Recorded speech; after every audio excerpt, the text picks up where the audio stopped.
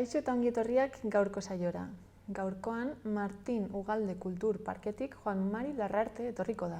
Eta ondoren Thatchers taldeko Jon Salinas eta Martin Zirizarekin hitz egingo dugu. Dena den, lehenago has gaitezen betiko edukiekin. Ikusitzagun gaurko efemerideak. 1873ko uztailaren 30ean Henry Ford industrialari estatu batuarra jaio zen. Gainera, 1947ko uztailaren 30ean Arnold Schwarzenegger aktore eta politikari austriar estatu batuarra jaio zen. Bestalde, 10 urte beranduago, 1957an Rat Scabies britaniar musikoa eta The Damned taldeko bateria jaio zen. Eta azkenik, gaurko egunez baina 1989an Ramon Areces El Corte Inglés almazenak sortu zituena hil zen. Goazen orain gaurko lerroburuekin.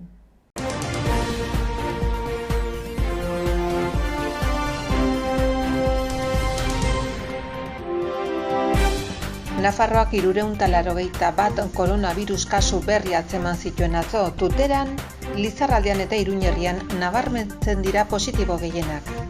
Hautatu dira datozen urteetan esparru akordio bidez Iruñeko espazio publikoetan birgaitze lanak eginen dituzten enpresak. Nafarroan langabe kopuruak behera egin zuen urteko bigarren hiruhilekoan 3.300 langabe gutxigo erregistratu zituzten aurreko hiruhilekoarekin alderatuta 9,2 gutxiago.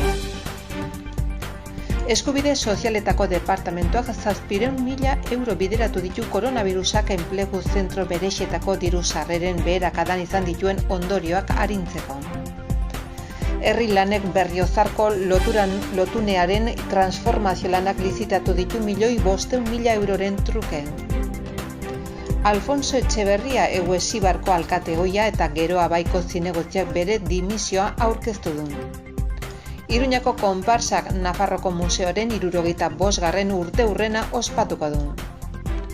Javier Gutiérrez Maria León, Shakespeare, Lorca eta musika lirikoa Erriberriko antzerki jaialdiaren azken egunetan.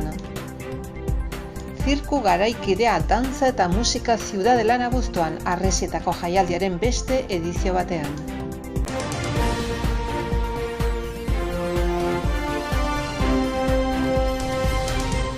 Asteburuko agenda errepasatzen jarraituko dugu. Gaur, Chill Mafiak kontzertua eskainiko du arratsaldeko 8etan Uharteko kulturetxean. Gainera, gaur ere baina 9:30 Eskakeitan eta Eskabideanen kontzertuak egonen dira Ziudadelan. Eta azkenik, bihar eguerdiko ordu batetan Thatchers eta Larrek bat aldeak arituko dira zentralen 10 euroko sarrerarekin. Gaurko komunikabideen azalak aztertzen jarraituko dugu. Diario de Notiziasekin hasiko gara. Titularra Fernández Díaz eta bere barne kupula Bárcenas zelatatzeagatik prozesatuak izanen direla da. Horretaz gain, epaileek berriz ere asteburuan abuztuaren 5 arte etxeratze agindua ezartzeko baimena ematen dutela azpimarratzen du azal honek. Argazkian aldiz karabinagre ageri da museoan. Gai aldatuz, Nafarroak bigarren hiruhilekoan beste 6.000 lanpostu berreskuratu dituela jakinarazten du Notiziasek. Baita, Nafarroako kontseiluak, gobernuak haudena sari emandako konpentsazioari babesa eman diola ere. Olinpiar jokoi dagokienez, alde batetik Nerea Pena Brasilen aurka desmelenatzen dela nabarmentzen du. Bestetik, Alberto Munarrizek waterpoloko selekzioa final laurdenetara eramango duela azpimarratzen du.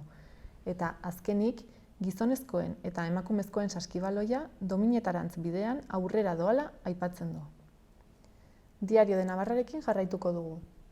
Titularrak dioenez, asteburu honetako etxeratze agindu berriak Nafarren 80% eragiten die. Argazkiaren bidez, farmazietan antigenoak urriak baina salmenta honekoak izaten ari direla nabarmentzen du. Horretaz gain, Nafarroan langabetuak jaitsi egin direla jakinarazten du, baina duela 2 urte baino 8.500 gehiago direla. Gainera, ACR-ek Aedas Homesi igieztin banaketa 53,7 milioiren truke saldu diola ere aipatzen du gaurko azalean. Bestalde, Fernández Díaz Bárcenasi espioitza egiteagatik epaituko dutela jasotzen du. Gai aldatuz, Iruñeko Arresietako 14 ikuskizunetan zirkoa, dantza eta musika izanen direla azpimarratzen du. Baita, Jermaren bertsio berria eskainiko dutela Erriberriko jaialdiaren amaieran. Bukatzeko, kiroletan, Nerea Penak gerlariak Tokioko laurdenetara eramango dituela iragartzen du. Gararen azala aztertzera pasako gara. Birusa Bizkaian eragin handiena duen herrialdean ez dela lasaitzen dio titularrak. Argazkiaren bidez, alde batetik, atxilotuak izan direla jakinarazten du eta bestetik, Zornotza eta Lemoan erasotuari elkartasuna erakutsi diotela irudikatzen du. Horretaz gain, lakoak legez dagozkion tasak berandu hitzartu izana ospatzen duela aipatzen du Garak. Bestalde, Jorge Fernández Díaz eta bere kupula prozesatu dituztela jakinarazten du azalean. Eta bukatzeko, Mexikok torturaren biktima diren presoak askatuko dituela ere jasotzen du. Berria ikustera goaz. Titularra hegoaldean iaz galdutako lanpostuen erdia baino gehiago berreskuratu direla da. Irudian, Donostiako musika 15aldian asteko 6 emanaldi izanen direla nabarmentzen du. Gai aldatuz, Gasteizen emakume transexual baten aurkako eraso bat salatu dutela jasotzen du gaurko azalak. Bestalde, Jorge Fernández Díaz Espainiako barne ministro ohia Luis Bárcenas zelatatzea leporatuta auzipetu dutela jakinarazten du. Horretaz gain, Sardinierak espazio publiko eta pribatuan atzera egin duela azpimarratzen du. Eta amaitzeko, Etxepare Institutuaren bidez atzerriko jaialdietan 35 sortzaile izango direla aipatzen du. Euskal Herria irratiarekin bukatuko dugu. Albiste nagusia, Nafarroako BPGA bigarren hiruhilekoan 2,6 hazi dela da, eta 18,5 iazko epe berarekin alderatuta.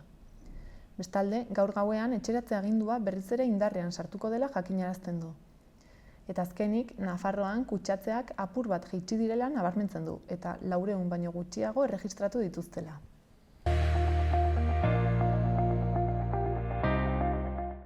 Goazen orain, gaurko eta asteburuko eguraldiaren iragarpenak ikustera. Gaur, eguraldi lasaia eta argia izango dugu arratsaldera arte. Goizean, lainotuta egongo da Kantauri isurialdean, eta ezin da baztertu euri langarra egitea. Aldiz, zerua hodei gutxirekin egongo da hegoaldean.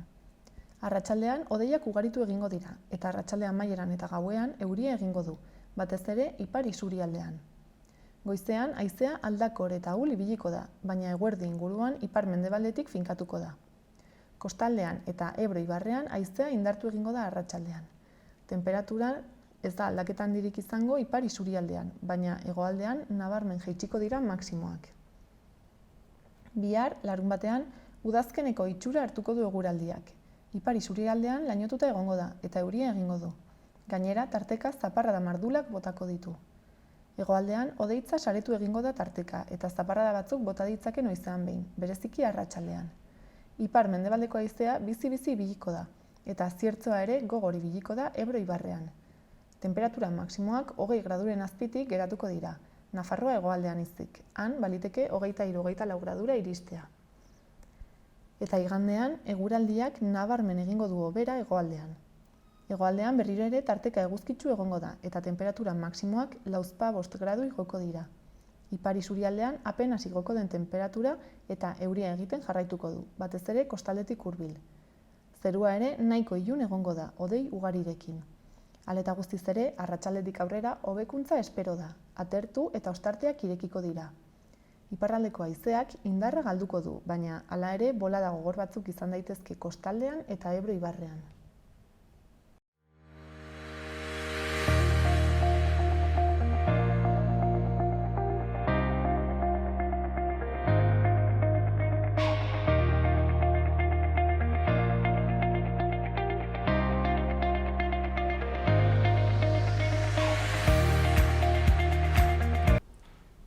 Orain Martin Ugalde Kultur Parkeko kidea den Juan Mari etorri da gure platora. Kaixo. Kaixo. Zer moduz? Ondo, sondo. Gustora hemen. Andoaindik etorri zara? Andoaindik etorri naiz, bai. Kultur Parketik hain zuzen ere bileratxo bat izan dutan eta bukatu eta onuntza etorri naiz. Eta imaginatzen dut, aurten agian beste urtetan baino mugimendu gehiago dagoela, labeintzat ezakit giro bereziago bat, ez? Bai, diferentea behintzat bai. Nolabait, parkearen izena daraman personaren jaiotzako egungarren urteurrena ez da egunero gertatzen den gauza bat. Urte batean bakarrik. Eta, baliatu izan dugu, nahi izan dugu hori pixkat, gogoratzeko bai persona, eta nolabait parkeari ere emateko agian beste izaera bat eta beste irudi bat, ez. Orduan, ez, bi helburu, nolabait? Bai, Biak uztartu eta azkenean biek batera datoz. Bueno, eta egonen da agian, ez, jendea ez du nahi jakingo norden, edo nor izan zen Martin Ugalde. Bueno, hain zuzen ere, nolabait, Mendeurrena bezalako ekimen bat antolatzeko arrazoietako bat hori da, ez? Bueno, beti gertatu izan da, baina nik uste gaur egungo mundu honetan, non dena hain azkar pasatzen den, bueno, duela 10 urteko kontuak zaharrak egiten zaizkigun, ez? Orduan, bueno, iruditzen zitzaigun momentu egokia zela, aitzaki polita zela, esatea, bueno, 1921 jaio zen Martin Ugalde, 100 urte beteko dira datorren azaroaren 11an, eta orduan esan genuen, bueno, momentu hona da, gogorarazteko zein izan zen Martin Ugalde, zer ekarpen utzi zigun, eta hori berriro agerira ekartzeko, uste baitugu beak egin zuen ekarpenak gaur egun ere balioa duela. Osea, dena ez da pasatzen denborarekin. Hau da, gauza batzuek irauten dute, eta uste Martinen kasua badala hau, Martinek utzitako edo bere eskarmentuak eta bere ibilbideak erakutsitakoak balio duela etorkizunerako ere. Eta, bueno, bere ibilbidean zehar, ez, euskararekin oso lotuta ibilitzen beti, bueno, zakit, nola ez, ze puntu azpimarratuko zenituzke agian bere bizitzako ibilbide guzti horretan zehar? Bai. Bueno, kontutan hartu behar dugu, 1921 jaio zela, beraz, berak 14 urte zituela, estatu kolpe bat izatzen Espainian eta lertu zen 36ko gerra. Horrek baldintzatu zuen, dudarik gabe bere bizitza osoaz. Hori sortu ondoren, bere aita zinegotzia zen udaletxean, behartuta izan ziren herritik ateratzera eta aitak borrokatu zuen gudariekin. Eta bereik iparraldera jo zuten. Bi anaiek iparraldera jo zuten, han ibili ziren ikasten. Gero bueltatu ziren berriro amarekin Andoaina, baina azkenian familia osoa elkartu zen Venezuelan. Orduan, Martin Ugaldek Venezuela bizi izan duzan urte luzez. Urte luze horietan euskara ez zuen ahaztu. Beak, ikusten da bere lehenengo ipuinak eta egiten hasi zanean eta erderaz egin zituela, eta berak kazetaritza erderaz egin zuen Venezuelan, eta hori bizitu zuen, baina euskara ez zuen bazterrera utzi. Orduan, bai bere literatur lanak euskaraz egiten hasi zen Venezuelan, eta Venezuelatik ere hasi zen Euskal Herrian Argia bezalako aldizkariekin kolaboratzen. Orduan, eutsi zion horri ez. Eta ordutik aurrera, gero berak buelta egiten dutenean Venezuelatik Euskal Herrira, oraindik Franco bizi dela bueltatzen dira, momentu batean han eskonduta zegoen, seme-alabak bazituen, berak momentu batean nahi zuen seme-alabek ez etetea Euskal Herriarekiko lotura, eta uste pentsatu zuten, edo bentsakort hori kontatzen du berak, momentu batean ikusi zutela, adin bat bazutela seme-alabek, eta aurrera egiten zuen neurrian, gero eta zailago izango zela Euskal Herriarekiko lotura hori mantentzea. Orduan, Euskal Herrira ekarri nahi izan zituen, emaztea seme-alabekin etorri zen Euskal Herrira, eta beranduago etorri zen bera. Eta berak, lan diferenteak izan ditu bere bizitzan, baina euskararena izan da oso importantea. Orduan, galderari eutxiz, oso urrutitik abiatu naiz, baina galderari eutxiz, nik esango nuke alde batetik, gogoan izan behar dugu, lehenengo Eusko Jaurlaritzan, berak ardura bat izan zuela Euskara zuzendaritzaren baitan, hezkuntza sailean. Ondoren, Deia egunkarian Euskara gehigarriaren ardura izan zuen, Deia egunkariko zuzendari ordeetako bat izan zen, eta hortik Euskaraz egiten zen gehigarriaren ardura zuen. Euskaraz idatzi zuen eta literatura edo saiakera euskaraz utzi digu. Eta gero, nik uste denontzat ezagunena izan dela egunkariaren sorreran eta ondorengo prozesuan izan dako parte hartzea. Martin Ugalde hasieratik egunkaria sortzen taldekoa izan zen, eta ondoren egunkariako lehendakaria urte luzez. Eta, guzti horrek erakusten duen nolabait bere konpromiso zehatza hizkuntzarekin, lurraldearekin eta euskararekin. Eta esan duzu ez, denboran zehar zenbait gauza mantendu izan direla edo ez, nolabait bere ondarea, adibidez zeintzuk esango zenituzke? Adibidez, azken honetatik abiatuta, ez? Egunkariaren sorrera oso gai konfliktibo izan zen, Euskal Herrian gauza gehienak izaten dian bezala, konfliktibo izan zen gure herrian 80ko hamarkada hartan. 80an bertan nahi zuzen ere, egunkaria abiatu eta lanean ari zen bitartean, ez? Eta Martinek presio handiak izan zituen, proiektu horretan egon ez edin, garai hartan. Baina Martinek garai hartako giro politiko horretan eta zegoen, dena politizatzeko zegoen interesaren gainetik, behak oso argi zuen Euskal Herriak egunkari bat behar zuela. Euskaraz izango zara eta euskaraz jendeak irakurri ahal izango zuela goizero.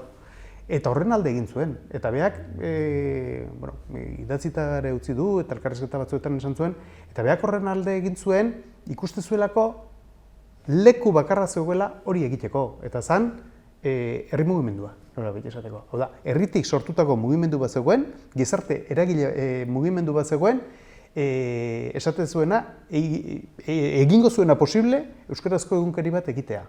Beak oso argi ikusi zuen momentu batean hori, eta handik eta hemendik egiten zizkioten oharren aurrean, beak esaten zuen, ez, ni hemenago euskarazko egunkari bat atera behar delako, aterako duen taldea hau izango da, eta hemen egon behar da, eta sustatu behar da, lagundu behar da, eta bideratu behar da, ez. Orduan, lezio handietako bat dela hori, ez? Osea, bat sinistea herri mugimenduan, sinistea gizartearen indarrean, eta akuilatzea eta laguntzea hori, behar diren gauza horiek etor daitezen, ez? Eta bestetik, nolabait, indar politikoen gainetik gizarte zibil bat existitzen dela, eta gizarte zibil horrek baduela gaitasuna, eskubidea eta ekimena gauzak egiteko. Guztat, oso importantea dela, eta horrek asko lagundu dezakela, ez? Agian gaur egungo bizitzan askotan jotzen dugu beti pentsatzera utxune badagoenean, eskatzera jotzen dugu. Ondo dago, dauden utxuneak mahai gainean jarri behar dira, eskarak egin behar dira eta horren alde borrokatu behar da, ez? Baina agian pentsatu behar daudenok ere, garai hartako militantzia kontzeptu hartatik abiatuta edo, esatea, ez daukagun hori, agian denon artean ere sortu dezakegu eta egin dezakegu, ez? Uste, lezio importante badala etorkizuneko belaunaldientzat ere. Lezio importante, baina agian, ez esan duzun bezala galtzen ari da pixkat? Bai, nik uste, garai bakoitzak bere ezaugarriak ditu, eta nik uste gaur egungo garai honek duen ezaugarrietako bat badala individualismora jotzen ari garela neurri handi batean, ez? Eta individualismora jotzen ari garen neurrian, ematen du gauzak etorri egin behar zaizkigula guk egin beharra baino. Eta, etorriko dira beste garai batzuk, segureski berriro ere, baldin eta herri honek aurrera egin nahi baldin badu, non sinistu beharko dugun geure indarretan, eta guk geuk egin beharko ditugun gauzak, seguru. Orduan agian ezagutuz, Martin Ugaldek egin zuen eta bere lanak erretxagoa izango zaigu horretara itzultzea. Hori da, hori nahiko genuke, hori bintzat izan da dil horretarako akuilu izan da dine, gustatuko litzai guke ala izatea. Esango zenke jendeak ezagutzen duela, nori izan zen eta zer egin zuen bere ibilbidea? Nik uste jende batek ezagutzen duela, baina egia da, nik uste azken urte hauetan desenteatzen dudala, ez? 2004 hiltzan Martin.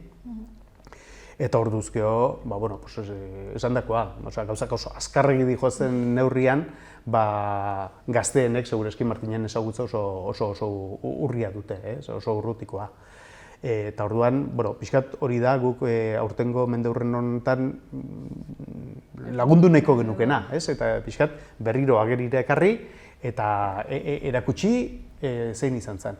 Baina ez erakutsi bakarrik guk esanez Martinek hau eta bestera egin zuen. Guk mendeurren honi jarri diogun erronka nagusiena eta garatzen ari dana da Martinen lan guztiak jendearen eskura jartzea. Orduan, Martinen lan guztiak bere garaian lanaren zati handi bat digitalizatu zen, momentu honetan lan horren falta dana eta digitalizatzen eta txukuntzen ari da, eta datorren azaroaren 11an, urte hurrenaren egunean, asmoa da guzti hori jendearen eskura jartzea. Orduan, online egongo da material hori guztia, Martinek egin zituen lanak, denon eskura izango dira ezagutu ahal izateko. Orduan, gauza bat da, egin ditzakegun irakurketak eta egin ditzakegun analisiak eta bakoitzak izan ditzaken horren gaineko gogoeta, baina beste batetik Martin zuzenean ezagutu ahal izatea. Eta, bintzat aukera hori edukiko dugu hemendik aurrera denon eskura. Delaen, interneten aurki ditzazkegun gauza guztien artean, justu horretara hori ere erronka bat izango da, jendea bultzatzea justu hori begiratzea. Hain zuzen ere. Hori da arazoetako bat gaur egun. Horren beste dago eta dena dago eskura, non geure mundu zabal honetan, galdu egiten zaigun. Internetek sortzen digu gauza kontrajarri bat bezala. Alde batetik, inoiz baino eskurago jartzen digu dena, baina ere berean, inoiz baino ezkutuago ere uzten digu, ze iristea asko kostatzen zaigu, behintzat gureetara.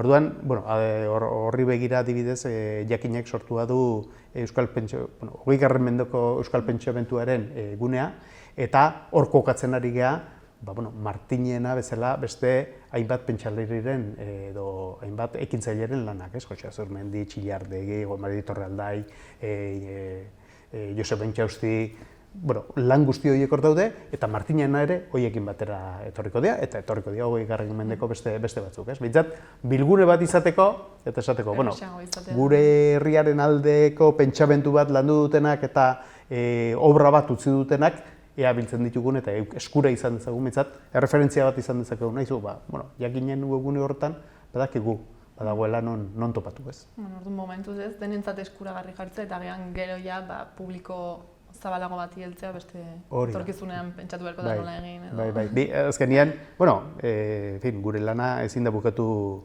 2021 batean. 2021 batean egingo duguna izango da, gogoratu Martinen figura, lan guzti horiek interneten jarri eta jendearen eskura jarri, baina jarraitu behar dugu gure lanean, zabalkuntza lan horretan jarraitu beharko dugu urteetan, eta, gauzak etorriko dira poliki, espero dugu bintzat. Espero ezagun, seguru baiet. Eta, digitalizazioaz gain, beste zenbait jarduera ez, eta ekintza ere egin izan dituzue eta egiten zabiltzate. Bai, bazegoen lehendik, bere garaian, 1987an, Andoaingo udalak egin zuen erakusketa bat, Martin Ugalde herriko semikutxun izendatu zutenean, horrelako erakusketa bat egin zuen, eta hura Martin Ugalde Kulturparkea eratu zuenean, erakusketa hura kokatu genuen, eta ja pixkat zarkituta zegoen, 1987tik 2004 ere bizirik egon zen Martin, eta osatu beharra zegoen, eta erakusketa hori berritu eginda, Hondarribin egonda ikusgai, Donostian dago, udan zehar, eta ondoren Andoainen eta Bilbon ere egongo da. Eta udazkeneako beste bi ekitaldi edo interesgarri dauzkagu pixkat guzti horri begira. Esandakoaz aparte, webgunean lana jartzeaz aparte. Alde batetik, hitzaldi ziklo bat antolatu dugu urrirako, hitzaldi ziklo horretan arlo diferentetatik hartuta Martin Ugalderen gana hurbildu nahiko genuke. Orduan, Larraitzariz Nabarretak emango du lehenengo hitzaldia adibidez, eta egingo du pixkat Martinen gaineko irakurketa orokor bat. Berak, Larraitzariz Nabarreta bere garaian Martin Ugalderi buruzko tesi bat egina du, eta hortik abiatuta pixkat egingo du irakurketa orokor bat. Ondoren, Martinek ekarpen handia egin duen 3 arlo behintzat jorratu nahi ditugu. Alde batetik kazetaritza, hor izango ditugu 3 hitzaldi, alde batetik Nerea Zurmendik emango du hitzaldi bat orokorrean, bere ekarpena kazetaritzan zein izan den ikusteko, beste alde batetik Iñaki Uriak gogoratuko digu Martin Ugalderen lotura Euskaldunon egunkariarekin, eta hirugarrenik, aurten betetzen da baita ere, Pen Club sortu zen dira 100 urte Pen Club sortu zela. Eta orduan, Euskal Herriko Pen taldetik hitzaldi bat antolatu egingo dute pixkat garaiura eta Martinekin lotuta, nolabait uztartuaz bi urte hurren horiek. Ondoren, beste ekarpen importante bat, edo beste ibilbide importantea dana, bere ibilbidean, Martinen ibilbidean da politika. Bere EAJ-ko militantea izan zen urte luzez, EAJ-aren apurketaren ondoren EAN sartu zen, eta militante izan zen, bai batean eta zein bestean, eta lehen aipatu dudan bezala, Eusko Jaurlaritzan ere karguak izan zituen. Orduan, nolabait bere ibilbide politikoa eta bere ekarpen politiko hori aztertzeko eta guregana hurbiltzeko eskatu diogu Angeles Institutuari, eta egingo du, eta azkenik gehiatzen zaigu bere ibilbide literarioa eta literatura mailan egindako bere ekarpena. Eta hori Angel Lertxundik aztertuko du. Lehen ere, aztertua du, behin-behinetan Angel Lertxundik Martin Ugalderen ibilbide literarioa, baina orain egingo du beste irakurketa bat. Eta azkeneko hitzaldi hau, aurreko hitzaldi guztiak Martin Ugalde Kulturparkean egingo dira, eta azken hau Donostian egingo da. Hain zuzen ere, Donostiko Liburutegiak antolatzen duen literaturari eskinitako ekimenean ere keinu bat egin nahi ziotelako Martin Ugalderi, eta erabaki dugulako hitzaldi honetako literaturari eskinitako hitzaldia hor haien literaturen egitasmoaren barruan kokatzea eta hitzaldi hori Donostian egitea. Denen hauek dira pixkatez sektoreko pertsonei zuzenduak esan daiteke, ala? Bai, zabalak irekiak izango dira, nahi duen guztiak parte hartzeko eta nahi duen guztiak entzuteko. Pixkat pentsatu daude, edozein entzat. Hau da, Martin ezagutzen ez duen persona bat ere hurbildu daiteke, ez dialako pixkat ikerlari eta aditu mailan egindako hitzaldiak ez dira izan. Denentzako moduko hitzaldiak. Pixkat, kuriosidade minimo bat daukan edonorentzat interesanteak izan da. Horrela esan da ez, dirudi pertsona jakintsuak eta eta gian oso teknikoki... Ez, seguruz ez. Hitz egin da ezagututa, hizlari zeintzuk izango dian, seguru egingo dituztela teknikoak izango ez diren eta adituentzat izango ez diren hitzaldiak. Bestalde ere, bestelako jarduerak ere egin izan dituzu, adibidez ez, Urmuga... Bai, pasaden astean Urmugak egiten nahi den ibilbide horretan kontzertua eman zuen Andoainen, Leitzaranen, eta Urmugak ere nolabait keinu batekin nahi izan zuen, eta batekin nahi izan zuen Urmuga horrekin, eta kontzertuaren parte batean, orkestak lagunduta Castillo Suarezek idatzitako eta irakurritako poema bat entzun genuen. Eta hori ere ekimen politu bat izan zen. Eta azkenik egun seinalatua, nolabait esateko, egun seinalatua badugu data konkretua. Azaroaren 11, zuzen ere, urte horren apetatzen den eguna, bere jaio zen eguna. Eta egun horretan, bere lan guztiak sarean jartzeaz aparte, Martinek idatzi zuen Itzulera baten historia izeneko eleberriaren irakurketa jarraitu egingo dugu Andoainen. Ez dakit, 80 lagunen artean, bata bestearen atzetik joango dira liburu hori irakurtzen. Eta pixkat hori izango da. Oso polita, Bai, bada zuzenean irakurtzeko zea bat, bere obra, gure zea da, bere obra ezagutzea nahi dugun neurrian, zen bukatzea nolabait ekitaldi nagusienak izango liratekenak bere obraren bidetik ez, eta bere obra irakurriaz. Eta urte hau ez tokatu da agian pixkat COVID-arekin arraroa edo esan dezakegu, zerbait moldatu behar izan duzue, ala agian hasiera batean beste ideia batzuk zenituzten eta ezin izan dituzue burutu, ala? Ez, egia esan, kasu honetan, gutxi gora bera, hau antolatzen hasi gineaneako, bageneuken ez COVID hemen, gure artean zegoenez, hori kontutan hartuta. Eta egia esan, segurazki, bestela ere oso diferenteak ginetzen izango. Hemen aldatzen den gauza bakarra da, beti pentsatu behar dezula, ekitaldi bat antolatzen duzun bakoitzean, zenbat jende etor daitekeen, nola egokitu behar dezun hori, ez? Aforo kontuak eta neurri horiek kontuan izatea. Hori da batez ere, burua uste nagusiena horrek eragiten du, gainerakoan Baina ez ez digu du- berezik eragin. Ez du, orduan horrek ez du arazorik suposatzen. Kasu Badago honet- tokia soberan. Ez, bai. Eta ikusiko bageno interesa asko handiagoa sortzen dula, joko genuke beste areto handiagoetara hoi egitea. Bueno, hori izango zen Hor, perfektua. arazo bakarra izango litzake berriro ere egotea itxialdi perimetral bat, edo itxialdi bat etxean egon behar duguna, eta orduan, mugatuta izatea, hainbat ekitaldia egitea. Baina hori ez dago bitartean, gainentzekoa moldagarria da, bai, alaxe da, ala espero dugu.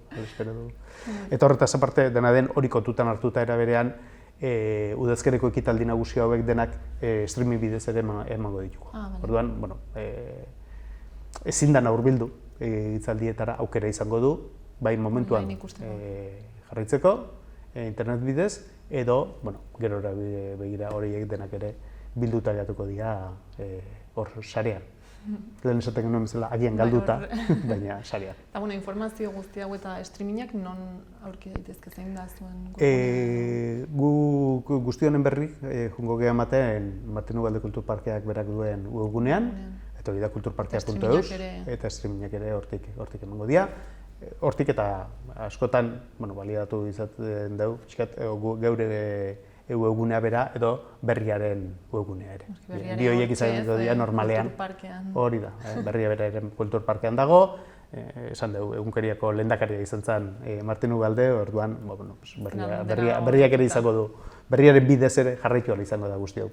Eta, bukatzeko, ez dakite zerbait faltatu izan den, aipatzeko, ala bestela, agian, Martin Ugalde ezagutzen ez duen norbaiti, ez dakit zer esango zenioke edo nola emango zenioke ezagutzera, edo zerbait jakin nahiko balu ez dakit obra garrantzitsu bat, testu bat, edo nondik tiratu pixka, nondik hasi hor ezagutze prozesu hori? Ez naiz ni aditua, eta orduan beste aditu batzuek esandakoa ez baliatuko naiz batez ere ez. Angel Lertxundik, nik behin bainoetan entzun izan diot, Martin Ugalde izan zela ipuiari, helduen ipuiari, leku nabarmena eman ziona euskal literaturan. Eta euskal literaturan salto bat eragin zuela ipuiu gintzan. Orduan, gizako nuke erraz abiatzeko modu badala Martin ezagutzen hasteko, literaturaren aldetik bitzat interesatzen bere ipuietatik abiatuta, ez? Eta, bere ipui liburu ezagunena edo aipatuena beti hiltzaileak izan da, hain zuzen ere, 36ko gerraren testuinguru horretan kokatuta. Egia da, gaur egundik irakurrita, ipui horiek agian beste garai batekoak egingo zaizkigula, baina gaiak eta realitateak oso gertukoa dira eta oso erraz jarritzekoak. Ezango du bere xarma ere, ez? Bai. Zarkitu puntu horrek. Hori da, bai. Zarkitua baino beste garai batekoa. Beste garai batean kokatu behar duzu gauza batzuk ulertzeko. Hori da, pixkat ezatzen duna. Eta bizi izan ez genuen, ere. Hori da, bai. Lagungarria da ezagutzeko, emateu ez, baina gerra hori hemen bizitu zen eta batzuk sufritu zuten eta ondo sufritu ere, ez? Orduan, ura zer izan zen beste modu batea ezagutzeko balio du, ez? Eta gero, Martin bera zein izan zen ezagutzeko, badago liburu bat oso interesanta dena, eta da, berarekin egindako elkarrizketa luze bat. Juan Mari Torraldaik egindako elkarrizketa bada, Martinekin, eta hori liburu batean jasota dago. Andoaindik Hondarribira Karakasen barrena, izeneko liburua. Eta liburu hori da, hain zuzen, Martin zein izan den bere hitzetan ezagutu nahi baldin badugu, oso liburua proposa. Primeran, bardun hortxe ez, gomendioak eta nondik hasi. Hortxe gomendioak eta hortik aurrea, nahi duenak informazio gehiago jo dezala Martin Ugalde Kulturparkearen webgunera eta bertan ikusiko ditu gauza guzti hauek. Eta esandakoa, azaroaren 11-tik aurrera lan guzti hauek denon eskura egongo dira eta edozinek ikusi, irakurri, salsatu ahal izango ditu. Primeran, mila esker. Eskerrak zuei. Honaino etortzeagatik. Eta primeran joan dadila guztia. Hala, espero du. Eskerrik asko. Laizte arte.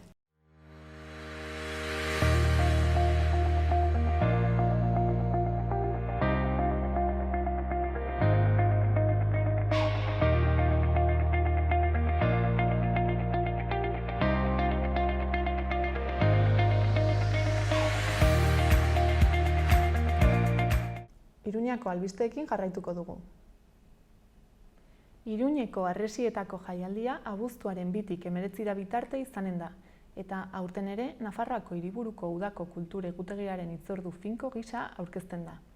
Kaleko arteak zirku garaikidea eta dantza berriz ere kalera atera eta protagonista izanen dira harresien ingurunean tokiko eta nazioarteko 15 konpainiaren parte hartzeari esker. Aurreko edizioan izandako arrakastaren ondoren, Nafarroako Suakai taldearen argiak musikaekin ikuskizunak hasiera emanen dio jaialdiari datorren astelenean, abuztuaren 2an, gaueko 10:00 aurrera, eta filmetako soinu banden bitartez, bertaratutakoei 360 graduko murgiltze esperientzia proposatuko diete.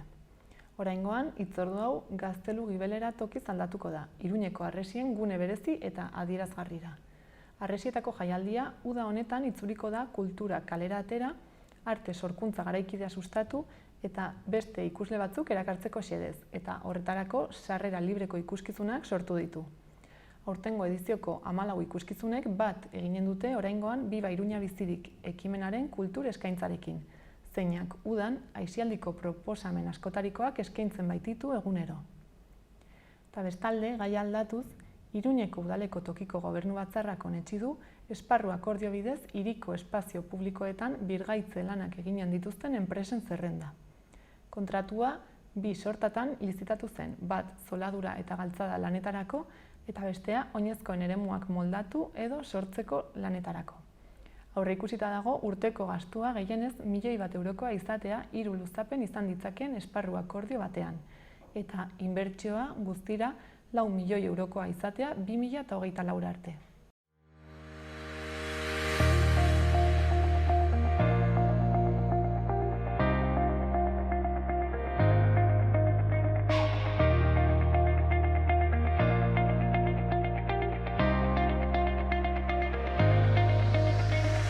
Kaixo, bikote zer moduz?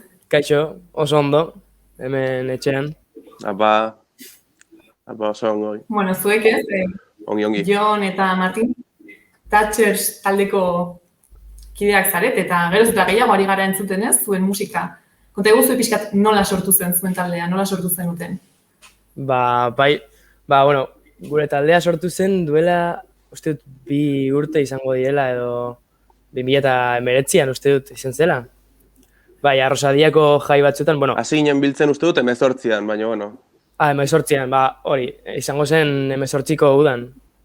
Ez dakit. Hori, Martin eta biok talde bat sortzeko nahia geneukan, eta, bueno, ez geneukan ez da oso argi ze rollo izan behar zuen, baina bai biok, ez dakit, gustu aldetik edo kointziditzen genuen asko. Eta hori, batu ginen, abesti batzuk egin genituen, eta Soria gure bateria Arrosadiako jai batzuetan konbentzitu genuen jotzeko, eta horrela hasi zen pixka bat uda horretan, eta bai, simaz. Nola hasi zineten agian bertsioak edo beste taldeen kantuak jotzen, ala hasi zineten hasieratik zuen musika propioa sortzen? Bueno, egiten genituen bertsioren bat. Nik esango nuke zuzenan hasi ginela besteak egiten. Ez que bertsioak gaizki atzeratzen ziren. Zagoratzen zara. Bertsioak zen como, ze gaizki eta azkenean gura bestiak. Bai. Eta, bueno, iaz ez, justo ateratzen duten lehenengo maketa bat, eta justo tokatu zitzaizuen agian garai ez oso egoki bat ez, alako zerbait kaleratzeko? Bai. Egia esan bai. Osea, maketako abestiak jotzen genituen, baina maketa aterata gero, igual, pues, 2 kontzertu edo eman genituen, baina nahiko kaskarrak. Eta, bueno, osea ondo, baina bai, aurkezteko gutxi. Orduan, bueno, zer nolako harrera izan zuen, ez? Egoera kontutan izan da? Oso ona. Osea, egoera kontutan izan da, ona, baina, bueno, azkeneko EPEarekin konparatuz, harrera ona, baina gure artekoen hori, familia lagunak eta, baina bai, hori da. Orduan esan daiteke, zuek bai, pandemiaren kontu honek bete-betean eragin dizuela? Bai, bai, argi eta argi, bai. Eta zer egin zenuten denbora tarte horretan zen, noski, justu zenuten ez, kaleratu berria, eta saiatu zineten, edo zakitzera hasi zineten, zuzenean beste kantu batzuk prestatzen, ala entxatzen zenuten bakoitzak bere aldetik mantentzeko pixkat. Bai, osea, diozu berrogeialdian eta, kuarentenan zehar, bai, osea, jarraitzen genuen hor konposatzen bakoitzak gure kabuz eta gero pasaden udan bai hasi ginela berriro entsaio gelan, eta osea, pues beti bezala, adibidez nik berrogeialdean ez nuen ezer konposatu, oso ez dakit, ez zitzaidan atera ezer, baina Martineri pilo bat abesti atera zitzaizkion, gero ja udan zehar moldatu genituen, eta kurtso honetan zehar izan da dena, pues hori, grabatzea, pixka bat abestiak moldatzea, eta bai, osea, normalean eramaten dugu ideiaren bat Martin edo ni, entsaio gelara, eta hor pixka bat forma ematen diogu edo, ez dakit. Oraintxe bertan atera berri duzuen epe horretako kantuak, dira, pandemia honek iraun bitartean konposatutakoak, etxean zinetenean? Bai, eta, osea, bai, bai. Osea, dira, etxean konposatutakoak eta gero bai gure artean. Eske, osea, normalean asko, osea, ideia bat eramaten dugu, baina gero gure artean egiten dugu nahiko konposaketa lana, ez dakit, osea, bai. Eramaten duzu ideia bat, ez? Eta gero osatzen joten zarete agian, ala forma ematen, ez dakit. Bai, hori da. Bai. Eta baita ere, hau ez gustatzen kendu hau, eta no seke, eta, bai. Eta zuen artean ados jartzeko erresa izaten da, ala bakoitzak badu agian iritzia eta estilo propio. Beitu, 3 gara eta, osea, pilo bat alditan daukagu bronka, osea, ez dute ez da imaginatu nahi, ez dakit 5 edo 6 talde bat edo gehiago, baina, ondo, osea, bai, moldatzen gara azkenean, baina bai. Pardon, iazko maketa horretatik, ez, oraintxe bertan atera duzuen honetara, lau kantu hauetara, somatzen duzuen nolabaiteko ibilbidea egon dela, aldaketak, berrikuntzak, ez? Agian zuek ere aldatu zaretela edo estilo aldetik? Osea, nik uste ez, estilo aldetik edo, ez dakit, igual beste, ez dakit, nik uste dena izan dela grabatzeko modua, osea, bai EP hau grabatu dugula igual profesionalago bezala edo estudio on batean, ez dakit. Baina beste gauzak nik uste gure gustuak edo referentziak edo konposatzeko modua, osea, segurazki gauzak aldatu direla pixka bat, baina ez hainbeste, osea, nik uste dut dena izan dela, hori, grabatzea ezberdin izan dela, grabatu dugu denon artean, osea, toma bat, eta ondo atera bada, pues ondo, eta beste bat, osea, baina denako atera. Pasaden maketatik ez, EP honetara, ea aldaketarik egon den, edo nolabait ez garatu zareten, aldatu zareten, nolabait talde bezala eta estilo bezala. Berak esan du ez, bereziki hori grabatzeko moduan eta profesionalago bezala. Bai, osea, nik uste dut igual lehenengo maketa izan zela igual gehiago influentzia britaniarretik zetorren musika bat, eta hortik gutxi atera ginen, egia da beste influentzia batzuk sartu denituela hor, baina hau igual grabatzeko moduaz gain, hori izan dela nire ustez erabakikorrena izatea, osea, erabakikorrena izan dena beste estilo bat izateko edo ezberdina izateko behintzat, lehenengo maketarekiko, igual influentzia gehiago sartu ditugu ontakoan. Baina gehien bat izan da hori, Jonek esan duena, grabatzeko modua. Hobea izan dela edo behintzat profesionalagoa. Eta, entzule, zer esaten dizuet, zer nolako harrera ari da izaten, ez? Oraintxe kaleratu duzuen EP hau. Ezin hobea. Erantzun zuk, Martin. Bai, osea, izan da ona. Espero, osea, nik argi neukan eta Jonek baita argi zeukan lan ona zela egin genuena, eta oso harro geunden hortaz. baina gero jendearen harrera pues, ezberdina izan daiteke, baina kasu honetan ez da horrela izan, eta baita ere asko gozatu dute, eta vamos, oso eskertuta baita ere. Nola deskribatuko zenuteke, ez? Lan hau, edo kantuak. Nola, esplikatu esan duzu? Deskribatu, bai, bueno, nola esan duzu. Deskribatu. Norbaitek ez badu inoiz Thatcher taldearen kantu bat entzun? Ba, nik esango nuke, batetik gure influentzia edo guk konposatzeko erabiltzen dugun ideiak realitatetik datozela, zenean, osea, guk ikusten duguna edo guk sentitzen duguna plazaratzen dugu abestietan. Eta gero, batzutan baita ere, ez dakit poza edo xamurtasuna edo adierazten dugula gure lanetan, osea, adibidez gure bideoklipekin edo nire ustez oso gertuak dira jenderakiko, ez dira inprofesionalak igual, asko, presupuestori gabekoak, eta horre baita ere hurbiltzen du jendea, nire ustez, musikari ekiko. Eta nire ustez ongi atera da hori. Transmititzen duzuen rollo honen? Bai. Baina era berean, realitatearen gaitz guztiak islatuz baita ere. Baina, igual esateko modua edo, nire ustez gordintasuna baita ere adierazten dugu, baina bai, beste aldetik postasuna ez dakit nola deskribatu, eske, ya te digo, ez daukadala argi oraindik, baina denetarik da. Orain egia da, nahiko, ez? Fama lortzen ari zaretela, geroz eta ezagunagoak zarete, eta, zer dela eta ez uste duzue ari dela hau gertatzen? Ez dakit, beti talde askotan egon gara eta, olako gauzarik ez dakigu gertatu, azkenean, bisita pillo direla eta ez dakit. Nik uste dut dena sortea dela edo ez dakit, Ez da izango, ez? Nik ez dut uste sortea denik.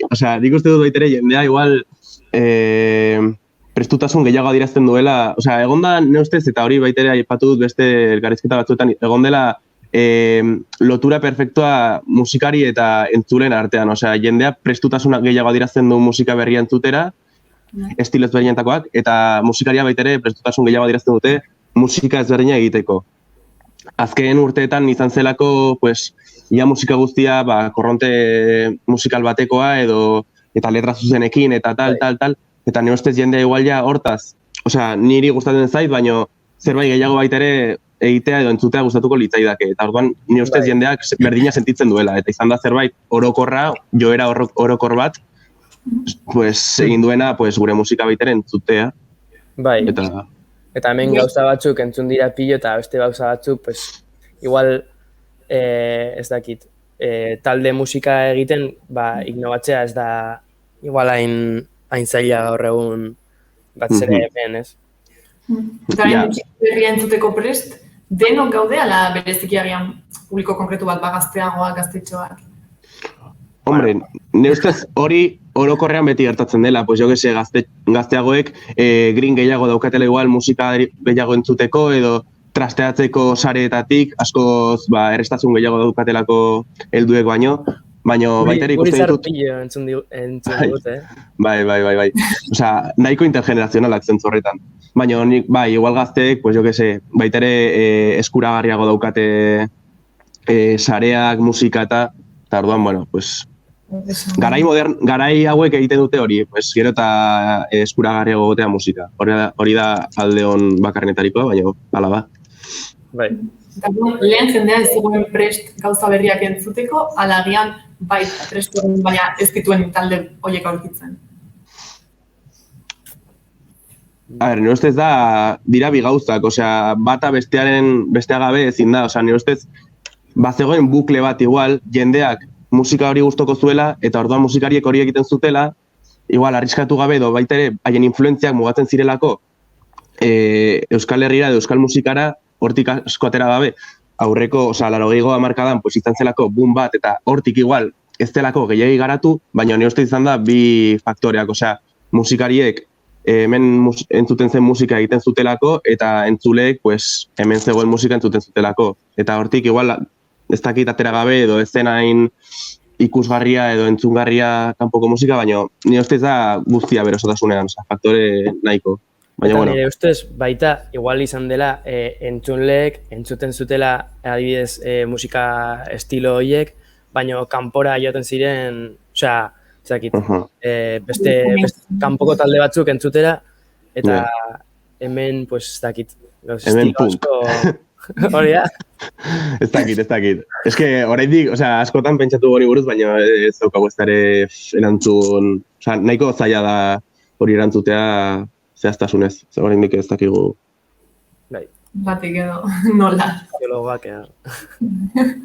Bueno, orduan, argi dagoena da, ez, beti ezagutu izan ditugun jaiak itzultzean, musika erabat desberdin batekin aurkituko garela. Ez gara hain katastrofistak edo hain... Baina pixka bat ezberdinagoa entzungo dela, osea, justo azken 2 urteetan atera dira musika talde onak eta ezberdinak, eta horiek jarriko dira baita ere txosnetan, tabernetan, eta baina, bueno, baita ere betiko musika entzungo da, eta gustora, gu gustora hori entzuteagatik. Bai, hombre, noski. Ezako egongo da, espazioa hor. Hori da. Guk aldarrikatzen duguna da aniztasun gehiago musikan azken finean, osea, Hori da. jazta. Gainera ez, aipatu duzuna, azken urte hauetan talde berri eta desberdin asko sortu direla, bereziki hori asko nabaritu da ere hemen Iruñerrian, ez da hori? Zergatik izan da? Eske ez dakit, osea, hau nire ustez, igual Bilbo batean edo Donosti batean bai zeudela duela urte batzuk talde hola, pues, ez dakit, musika ezberdina egiten, baina Iruñan izan da hain bapateko gauza bat edo ez dakit, pues, talde asko aipatzen dira eta hau esaten ari da, ez, pues, zergetatzen ari da Iruñan eta ez dakit, nik uste oso ondo egin dela azken boladan Iruñan eta baita igual bapateko gauza izan dela eta horregatik, pues, ez dakit. Harritu baino, Bai, zuze uste dut, Martin. Ba, osea, lehen esan dudana, Iruñan baita ere, pues, jendea prestutasun gehiago adierazten duela musika entzuteko eta baita ere musikaria musika sortzeko, eta Jonek esan duena ni bat nator baita ere, osea, igual beste hiri batzuetan musika generoak edo gutxinaka gehitzen gehitu direla panoraman edo musika estenan hirikoan. Eta hemen izan da igual zerbait batekoa, baina, bueno, ez dakigu ez da ere ze faktore diren, baina hola suertatu da eta pozik. Claro, guk ez gara ez da super innovadores ni, vamos... Que va, ni hostias, baina, bueno, esto dice mucho, ¿sabes? Orain arte, esaten badigute gurea freskoa dela eta musika bat, claro. Pues que igual, 80. hamarkadan entzuten zena baitere, pues... Hori da, gugara itoiz ez zuen izan seme bat, edo... Hori da, es que guk egin dugun musika ez dela belaunaldu, igual punkoia bezala edo punk, hori bai pasatu dela belaunaldietan zehar, baina igual badaude musika estilo batzuk, geldu direnak bere garaian, eta ez direlak garaikidetu edo ez direlak innovatu, orduan, ez dakit. Bai. Baina, bueno, ez, hain talde desberdinak sortu dira, eta kuriosoa da ez, hain desberdinak izan da ere zuen artean oso harreman estua eta ona duzuela, ez? Mafiarekin ere kolaborazioa egin zenuten, eta... Hori bai kuriosoa da, eta hilbedirekin baita oso lagunak dira, eta... Makinak. Azkenean denok ezagutzen gara. Bai, osea, Iruña oso txikia eta musikariak harreman ona daukagu, pues, jo que sé, musikari buruz hitz egiten dugulako elkartzen garenean, edo tabernan, edo dena delakoa, baino, bai, osea, harreman oso ona dago musikarien artean, eta zerrendatu, osea, ipatu ditugu Txin Mafia eta Ibledi, baino, egon gaitezke, vamos, zerrendatzen pila bat talde, eta denak oso jatorrak. Lehiakortasunik, ez? Baito, ez. Keba. Kontrakoa. Kontrakoa, de hecho, nik uste dut, ez dakit, garaia hobetzen denean COVID aldetik edo, Iruñan egingo dela, ez dakit festival bat edo zerbait, baino nik konfiantza daukat hortan, eta izango da dela. Se van a montar unas, bai. Nik hori espero dut, Osea, eske gainera, nabaritzen dut, gainontzeko hirietan, Euskal Herriko hirietan, badaudela kontzertuak eta maizago, baina hemen, eske, ez baduzu zentralen jotzen edo totemen jotzen edo alako aretoetan, ez dago aukerarik eta ni flipatzen dut horrekin, ez dakit ze ezberdintasun dagoen edo, baina eske flipatzen dut. Eta nik uste dut hau honekin apurtzen denean izango dela, Bai, eske super guapo, bai. Nork esango dizu hemen ezin duzu jo, edo ez dakit ze kaletan. Eske, nik uste dut... Baimeneko txikin eta... Nik uste dut garaionak datozela Iruña musikarentzat. Garaionak, bai. Pero ezagun, ez? Hori seinale hona izango da. Bai. Eta, aipatu dugu ez, iaz ateratzen duten maketa ezin izan zen dutela oso ongi aurkeztu, ze bi kontzertu eta gero konfinatu gintuzten guztiok. Eta aurten orain, ze badituzue kontzertu asko planifikatuta, bihar adibidez, Iruñan jotzen duzue. Bai, ezin gara ekejatu. Osea, pilo bat lortu ditugu da honetarako eta gu flipatzen ja. Osea, inoiz ez dugun egin gauza bat dela asteburu batean bi kontzertu eman eta pasaden asteburua eta pasaden asteburuan egin genuen eta gu flipatzen. Bai. Eta harrera superona kontzertuetan flipante, bai. Eta hori, uda hontan, bai, kontzertu dauzkagu, ia asteburu bat HD-en hartzeko, baina gutxi. Baina, baita da, oso da ezberdina, kontzertuz beteta, baina gustora. Daiko lan suposatzen du, baina ongi. Ez gara kejatzen, Inolaz ere. Eta adibidez, jakiteko ez, non eta noiz jotzen duzuen, non jartzen duzuen sozialen bidez? Instagramen dago eskegita eta Twitterren ez dago, bakarrik Instagram dago, baina... Bira, kartelare, bira, kontzertuen... Bai, Instagramen dago, bai. Eta hor, hori, Iruña, Lekeitio, Bermeo, Sara, Donosti... Tafalla. Bai, Tafalla, bai, badauzkagu. Ongi. Adibidez ez, bihar Iruñan jotzeko gogotsu zaudete, imaginatzen da, ez, etxean jotzea beti izango berezia. Bai, nila... Eta urduri, que hostias, eta oso urduri baita. Hori da. Eta oso urduri. Hombre, gurasoak datoz, hor dator, vamos. Bai. Jaian era, matxi. Ongi jo behar dugu. Baina, espero dut jendea itare gozatzea. Eta, ikusi dudanez, internet bidez behintzat, sarrerak agortuta daudela jartzen du. Bai. Sarrerak agortuta. Beteko dizue. Bai, de lujo. Dena ongi. Oso ondo. Bueno, aurkiekin da hori, baina... Joder. Ni arro, Joder, duela gutxi oso berandu atera genituen sarrerak. Igual bi asteko epearekin, kontzertuarekiko, duela bi aste atera genituen, edo gutxiago, aste bat igual. Eta beldurra geneukan igual pixka bat jendeak ez erosteko edo denbora ez emateko guztiz betetzera, baina de lujo. Bai. Orduan orain tokatzen zaizuena hori da, kontzertuak ematea, disfrutatzea, eta gero aurrerago, imaginatzen dut jarraituko duzuela agian kantu gehiago sortzen. Bai, bizpaia dauzkagu en la recámara, bai. Eta, jarraituko dugu, segurazki. Orduan betzaren ditu. Ez. Que va. Bueno, eta ezakitabian, ez, norbaitek inoiz ez duenak tatxers entzun edo ez zaituztenak kontzertuan ikusi, nola animatuko zenukete, ez? Kontzertu batera jatera, edo zergatik? Ez dakit, punk lasaia edo popa gustatzen bazaio, igual ez dakit. Edo, entzun dezala YouTubeen edo Bandcampen edo berdin dio, eta... Bai, eta guk dena ematen dugula eszenatokian eta ongi pasatzen dugula, así que... Bai, batzutan pixka bat txosoak gara eszenatokian, beste batzutan... Azkenean gaude biak abesten mikrofonarekin, orduan ezin gara gehiagin mugitu, baina tartea daukagunean... Claro. Bueno, baina horretarako gaude ikusleak ez, mugitzeko haiek ere. Bai, baitere. Eta kantu bat aukeratzekotan, zein aukeratuko zenukete?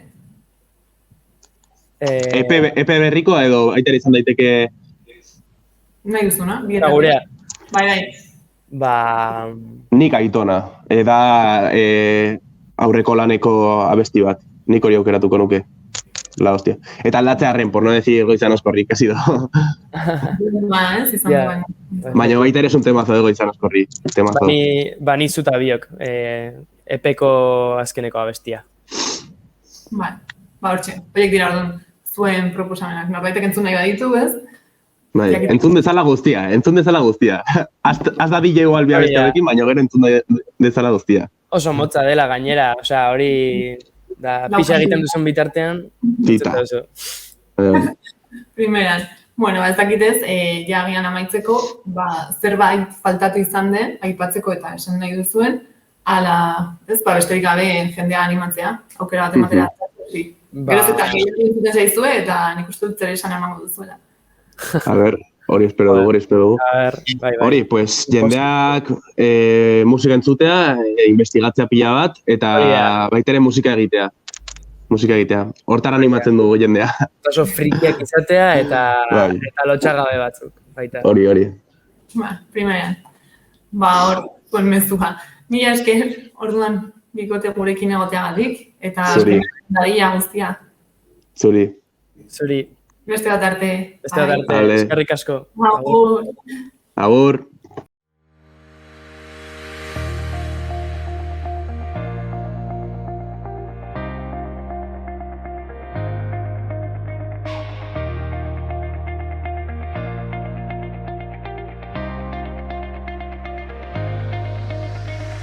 Beno gaurkoz, hau izan da guztia. Orain, bukatzeko Tatxes taldearen Goizean Oskorri kantuaren bideokliparekin utziko zaituztegu.